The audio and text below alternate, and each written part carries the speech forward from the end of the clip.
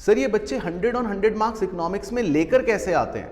हमारा तो परसों एग्जाम है, हमें ये समझ नहीं आ रहा कि हम इंडियन इकोनॉमी में डेटा याद करें, मैक्रो इकोनॉमिक्स में शेड्यूल या फॉर्मूले याद करें, अभी हम क्वेश्चन सॉल्व करें, वन शॉट वीडियोस देखें या रिवीजन करें। तो बच्चों मैं आपको इस वीडियो में पूरी गाइडेंस देने वाला हूं आपके अगले 1.5 दिन की जो आपके पास बचे हैं इकोनॉमिक्स के लिए।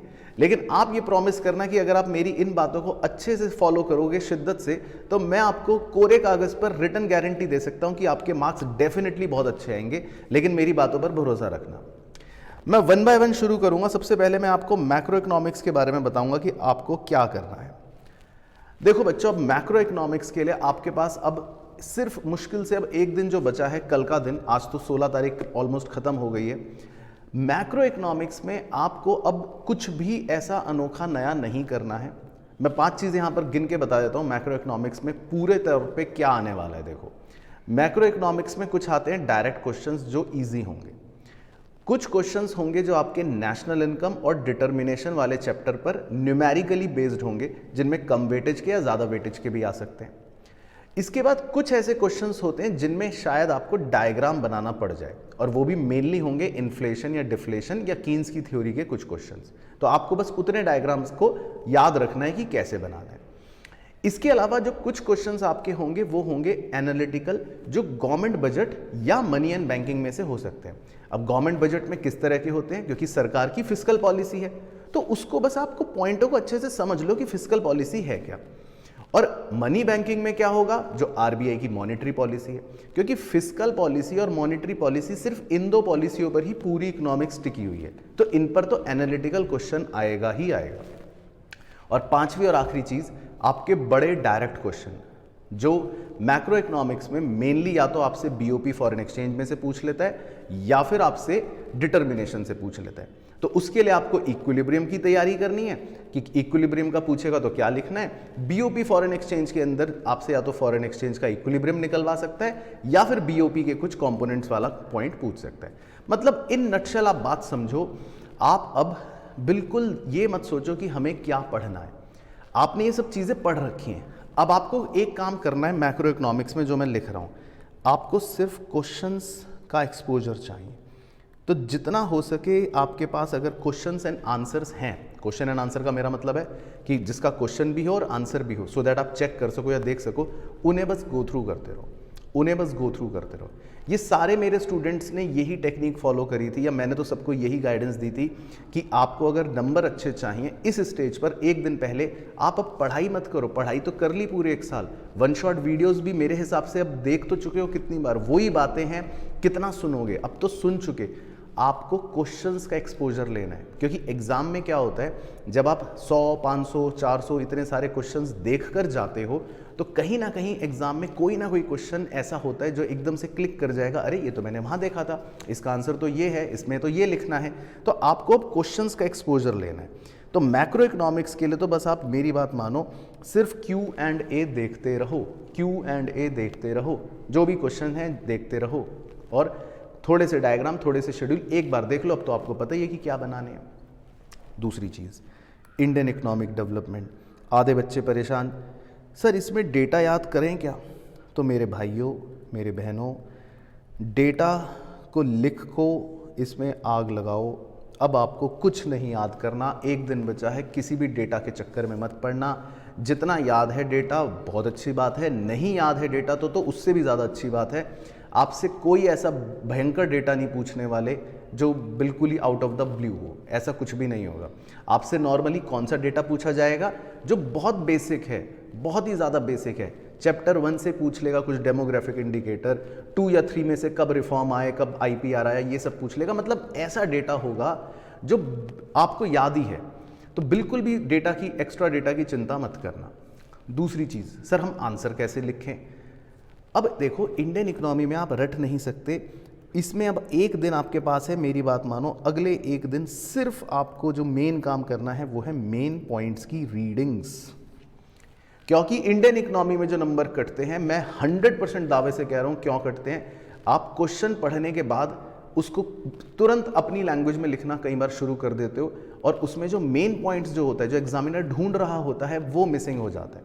तो आप बस अब हर टॉपिक के मेन पॉइंट्स पढ़ते रहो, जितना भी अब बचा हुआ एक दिन है आपके पास, सो दैट आपका कोई भी मेन पॉइंट की वजह से मार्क्स ना कटे। अंदर की कहानी तो कुछ भी लिख दोगे फिर भी चल जाएगी अपनी लैंग्वेज में बना के। तो इंडियन इकोनॉमी के लिए की टिप है, मेन पॉइंट्स पढ़ते रहो, डेटा की चिंता मत करो।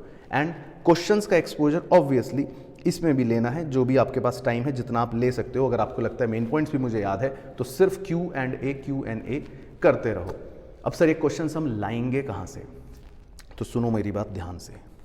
वैसे तो मुझे पता है आपके पास सैम्पल पेपर्स होंगे, कुछ ना कुछ मटेरियल होगा, कोई ना कोई बुक होगी, लेकिन आपके लिए मैंने स्पेशली 2 गेस्ट पेपर्स डिज़ाइन करे हैं पूरे 100 नंबर के हिसाब से, मतलब 80 नंबर के हिसाब से आपके इस बोर्ड के पैटर्न के लिए।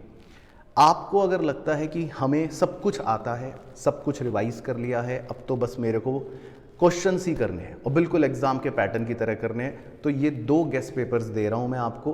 कहाँ मिलेंगे? टेलीग्राम चैनल पर। मेरा टेलीग्राम चैनल है CA पराग गुप्ता के नाम से ही, जिसमें उसमें फेक चैनल्स भी हैं बहुत सारे CA पराग गुप्ता के, तो ध्यान रखना, जिसमें 10.9 के अराउंड फॉलोअर्स होंगे, वो है मेरा चैनल, और उसमें वैसे भी आपको ये पेपर मिल जाएंगे। तो 2 गेस्ट पेपर डाल रहा हूँ विद सॉल्यूशन, इन्हें सॉल्व कर लो, बस आपका क्वेश्चंस का एक्सपोजर कंप्लीट हो जाएगा। अब इसके अलावा दूसरी इंपॉर्टेंट चीज़, हम मार्क्स कैसे लाएं, प्रेजेंटेशन कैसे करें, टॉपर्स की आंसर शीट, इन सब बातों पर मैंने अच्छी अच्छी वीडियोस बना रखी हैं, जिनका मैं लिंक नीचे आपको पिन्ड कमेंट में दे रहा हूं। आपको जो सी देखनी हो उसमें से देख लेना, जिसमें सब कुछ बताया गया है कि कैसे लिखना है आंसर, कैसा क्वेश्चन आ सकता है, क्या माइंडसेट रखना है, कितना बड़ा आंसर लिखना है, कितना छोटा आंसर लिखना है, क्या वेटेज हो सकती है और कितने वेटेज के नंबर में कितना आंसर लिखना चाहिए। सारी बातें कवर्ड हैं। टॉपर की आंसर शीट का डिस्कशन है आपके पास, एवरीथिंग। तो इन वीडियोस को देख लेना अगर आपको लगता है कि रिक्वायर्ड है। और लास्ट इंपॉर्टेंट चीज, लास्ट, जिन बच्चों को अभी भी लग रहा है कि भाई मुझे शायद कुछ कम आता है या कुछ मैं पढ़ना भूल गया या मैं फिर भी मुझे कॉन्फिडेंस नहीं आ रहा, सर मेरे को तो अभी भी डर लग रहा है, सर बहुत डर लग रहा है, तो ये जो 3rd पॉइंट मैं बोल रहा हूँ ये सिर्फ उन बच्चों के लिए स्पेसिफिकली जिन्हें वाकई में डर लग रहा है। मजाक की बात नहीं कर रहा हूँ, जिन्हें वाकई में ऐसा लग रहा है मैंने तो सच में कुछ नहीं पढ़ा है। तो आप 17 तारीख का जो दिन है ये मुझे दे दो। इसमें लगभग 3 घंटे की इंडियन इकनॉमी की एक क्लास आपको मिलेगी सुबह, जिसमें पूरा इंडियन इकनॉमी अपने नोट्स के माध्यम से मैं रिवाइज करवा रहा हूं। आप एटलीस्ट वो 3 घंटे भी साथ में पढ़ लोगे तो आपको सब कुछ एटलीस्ट इतना याद हो जाएगा या समझ जाओगे कि एग्जाम में कुछ तो लिख ही लोगे, सब कुछ कवर हो जाएगा। एंड सिमिलरली आपको 4 घंटे के आसपास की मैक्रो इकोनॉमिक्स की पूरी कंप्लीट वीडियो मिल जाएगी। ये स्पेशल क्लास उनके लिए है जिन्होंने बहुत कम पढ़ रखा है, जिन्हें डर लग रहा है। अगर आपने ऑलरेडी पढ़ रखा है, आपको ऑलरेडी कॉन्फिडेंस है, आपको आता है, तो आपके लिए ये पॉइंट नहीं है। आपके लिए मैं ऑलरेडी नीचे कवर कर चुका हूँ। आप सिर्फ पेपर्स कर लो, वो पेपर हो जाए और पेपर कर लो, और पेपर हो जाए और पेपर कर लो। क्वेश्चंस का एक्सपोजर, ये वर्ड मेरे याद रखना, क्वेश्चंस का एक्सपोजर लेना है आपको।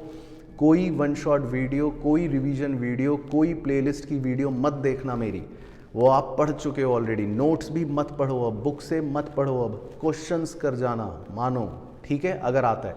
बाकी ये क्लासेस उनके लिए हैं जिनको स्पेशली थोड़ा सा अब हेल्प चाहिए, लास्ट मोमेंट पे लगता है एक दिन पहले पढ़ना है तो कर लेना। और 18 तारीख को जिस दिन आपका एग्ज़ाम है, उस दिन एक स्पेशल क्लास है जिसमें मैं आपको अपने स्पेशल नोट से सुबह 4:30 बजे से लगभग 4.5 घंटे तक हम फुल इकोनॉमिक्स रिवाइज करेंगे, फाइनल रिवीजन। और ये भी सिर्फ उनके लिए है जिन्हें लगता है कि भाई हमें थोड़ी दिक्कत है, तकलीफ है और सुबह उठकर साथ में पढ़ने का एक फील लेना है तो। अदरवाइज आपका जो अपना शेड्यूल है आप उसको फॉलो करें। अपने लास्ट मोमेंट पे जो सिर्फ कॉन्सेप्चुअल रिवीजन्स करने होते हैं वो ही करना। लास्ट मोमेंट पे ज़्यादा नई अतरंगी चीज़ें नहीं देखनी है। जो भी नोट्स आपने बना रखे हैं उसी को गो थ्रू या रिवाइज करना, या जो बुक से आपने हाईलाइट्स कर रखे हैं उसी को रिवाइज या गो थ्रू करना। इन बातों का ध्यान रखना मेनली। बाकी कल आखिरी दिन है आपका छुट्टी वाला, परसों तो एग्ज़ाम है ही है, तो अपने खाने पीने का भी ध्यान रखना। ऐसा ना हो कुछ ज़्यादा उल्टा सीधा खा लो, डिहाइड्रेशन हो जाए या पेट खराब हो जाए, ये बात भी इम्पॉर्टेंट है इक्वली, ठीक है। चलो, तो इन बातों का ध्यान रखो और लग जाओ अपनी मेहनत पर। कल का दिन और है, उसके बाद तो 18 तारीख को एग्ज़ाम होगा। 18 तारीख को मुलाकात करूँगा उस वीडियो में मुझे बताना कि एग्ज़ाम कैसा हुआ, और उसी दिन आपको प्लानर दूंगा कि अकाउंट्स की तैयारी कैसे करनी है, क्योंकि अकाउंट्स का एग्ज़ाम तो फिर घातक एग्ज़ाम होगा, उसकी तैयारी तो तब करेंगे। लेकिन फ़िलहाल फोकस करो अपने इकोनॉमिक्स पे, इन बातों का ध्यान रखना। बाकी ऑल द बेस्ट।